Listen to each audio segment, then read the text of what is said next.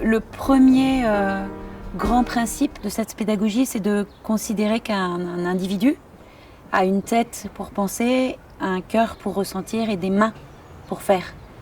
La tête, c'est la pensée, le cœur, c'est le pôle des émotions et les mains, c'est le pôle de la volonté. Et donc, ce qui caractérise cette pédagogie, c'est que tout au long de la scolarité, tous les apprentissages sont amenés en mettant en avant ces trois pôles. 10 fois 4, 48. 11 fois 4, 44. 10 fois 4, 40. 9 fois 4, 36. 14, 16, 18. Pour présenter notre école Steiner-Waldorf, je dirais que c'est une école à taille humaine, très humaniste aussi, bienveillante. Dans les grands principes de l'éducation Steiner, on trouve l'aspect humaniste, c'est-à-dire une bonne connaissance de l'humain pour pouvoir lui apprendre au bon tempo ce dont il a besoin à l'âge auquel il aura besoin de cela. Nous considérons que chacun a véritablement son tempo et sa propre façon d'apprendre. C'est une pédagogie qui est vraiment globale. Juste, tu viens appuyer sur cet endroit, ça fait ressortir ta forme. Après, tu peux lisser un peu, mais tu vois, tout de suite, ça rend les choses plus nettes. Dans la pédagogie Steiner, ce qui est important, c'est que l'enfant, en tant qu'être complet, soit toujours impliqué dans ce qu'il fait. En fait, c'est ce qui se joue à l'école, dans l'apprentissage, finalement, c'est son lien avec le monde et c'est son intérêt pour le monde.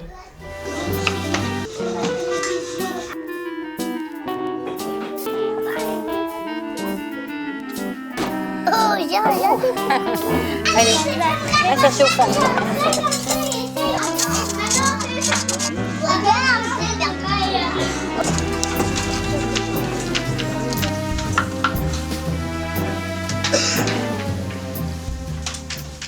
On a toutes les matières académiques, comme dans une école classique de l'éducation nationale. Ce sont les matières comme l'histoire-géographie, les mathématiques, la physique-chimie, la biologie, la SVT aussi, le français, donc les langues, anglais, allemand. Il y a aussi de la philosophie dans des classes avant la terminale. Et en plus de ces matières académiques, nous avons des matières manuelles, donc ils travaillent le bois, ils apprennent à coudre, à tricoter, aussi la pierre, ils travaillent énormément de matières.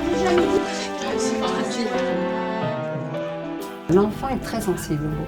Le beau, ça fait partie de ce qu'on recherche, de ce vers quoi on va. Donc dès qu'on est tout petit, et on voit cette faculté de trouver des trésors, de s'émerveiller, de s'étonner.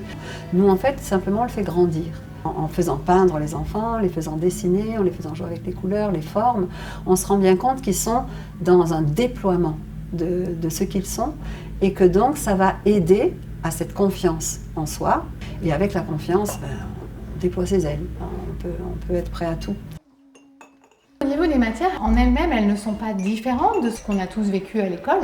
Si ce n'est qu'évidemment, on a des matières en plus, comme par exemple les travaux manuels, qui développent l'intelligence des mains et qui se transforment donc en intelligence de la pensée. Ce qui va être différent, c'est comment on les amène.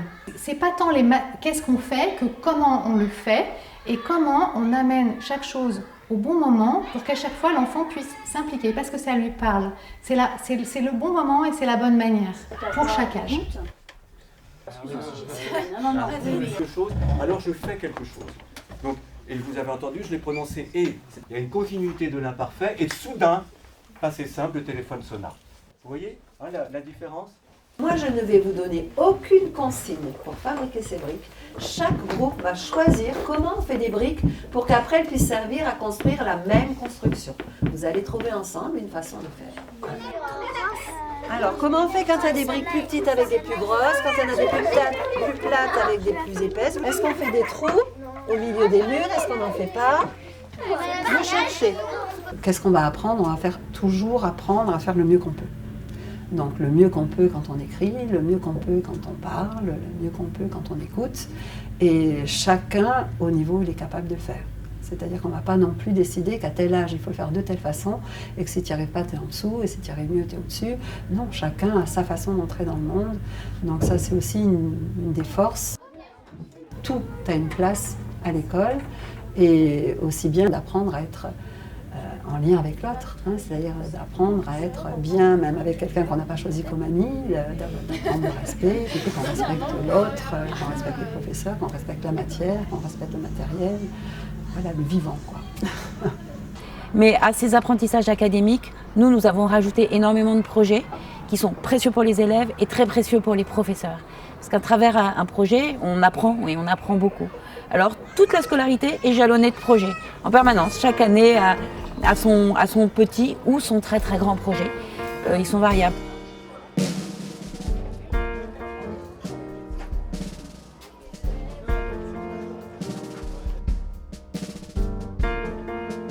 Nous sommes en 1859.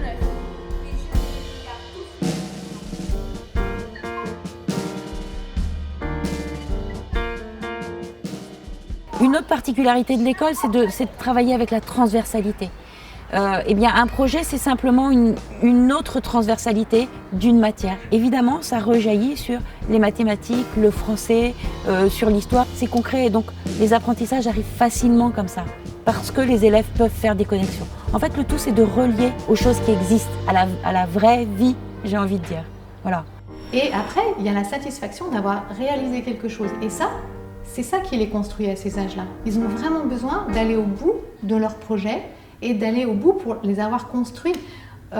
Et comme ça, ils savent. Après, ils le savent. C'est pas parce qu'on leur dit « mais oui, t'es capable ». On n'a même plus besoin de leur dire. Ils le savent parce qu'ils l'ont fait. Dès que l'enfant, il peut faire des liens de lui-même entre des expériences qu'il a fait, etc., ça donne une joie inouïe. Finalement, cette joie, c'est quoi? C'est la pensée à l'œuvre. Et on la ressent. Et ça donne une joie inouïe. Les potentiels qu'on cherche à dévoiler chez chacun des enfants, c'est véritablement la confiance en soi, l'autonomie, la capacité de travailler en équipe, l'adaptabilité, même la confiance en l'autre et la lucidité. C'est aussi une liberté responsable, j'aimerais dire. Voilà. Une liberté dans le sens où on peut être créatif et amener cela pour soi et pour les autres et pour le monde. Et à la fois cette responsabilité, c'est-à-dire ce sens des conséquences de chacun de ces actes.